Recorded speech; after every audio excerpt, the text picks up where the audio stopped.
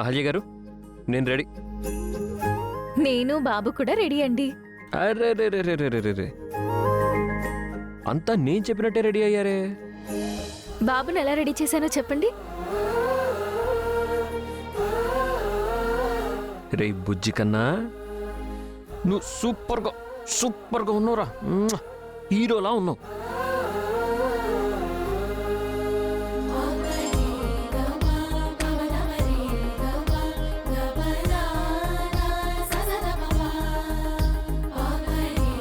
అహల్య గారు,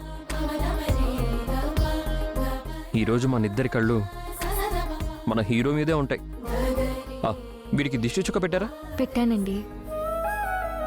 బంధుమిత్రుల అందరి సమక్షంలో బాబుకి బారసాల జరగడం చాలా ఆనందంగా ఉంది.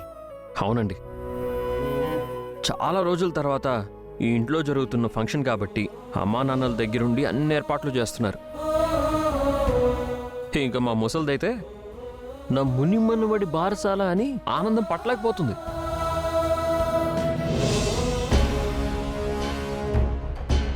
ఏమైందండి? ఏంటోనండి, ఉదయం నుంచి అదే పనిగా ఎడవ కన్నా అదురుతూనే ఉంది.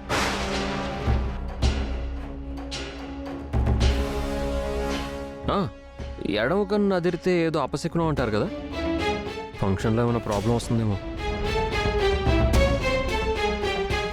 బారసాలైపోగానే బిడ్డని ఈ ఇంటిని వదిలి తక్షణమే వెళ్ళిపోవాలి. ఇదివరకు నేను ఈ సెంటిమెంట్స్ అన్నీ పెద్దగా నమ్మేవాడిని కాదండి. ఎందుకో తెలీదు. ఇలా అంటున్నానని ఏమనుకోకండి, మిమ్మల్ని పెళ్లి చేసుకున్న తర్వాత కొన్ని నమ్మాల్సి వస్తుంది. బాబు పుట్టాక ఇలాంటి నమ్మకాలు ఇంకా ఎక్కువైపోయాయండి. సైన్స్ చదివిన డాక్టర్ ఏంటి, మూఢనమ్మకాలు నమ్మడం ఏంటి అనుకోవద్దు. నేను ఎంత డాక్టర్ అయినా మీకు భర్తని, మన బాబుకి తండ్రిని కదా. మీ ఇద్దరి బాధ్యత విషయంలో నేను చాలా జాగ్రత్తగా ఉండాలి. నా వల్ల ఎలాంటి పొరపాటు జరగకూడదు. చివరిదాకా మీ ఇద్దరిని కాపాడుకోవాలి.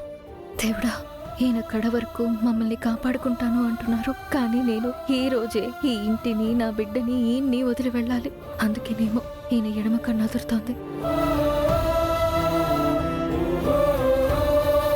ఏమండి, నేనేదో మాట వరుస కన్నాను. నా ఎడమ కన్ను అదిరినంత మాత్రాన ఏమీ జరగదు. మీరేం కంగారు పడకండి. అదే నేను చెప్దామనుకున్నాను. ఎడమ కన్ను అదరడం అపశకునమే, కానీ అది అన్నిసార్లు కాదు. మీకేం జరగదండి.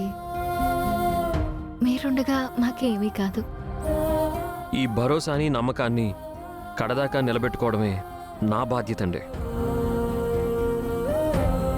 ఈరోజు మీకు నా మనసులోని మాట చెప్పి ఆ నమ్మకాన్ని, భరోసాని రెట్టింపు చేస్తాను. నా కథ ఈరోజు ముగిసిపోతుందేమో, మన బంధం తెగిపోతుందేమో, మనం కలిసి ఉండడం ఈ రోజే ఆఖరి రోజేమో.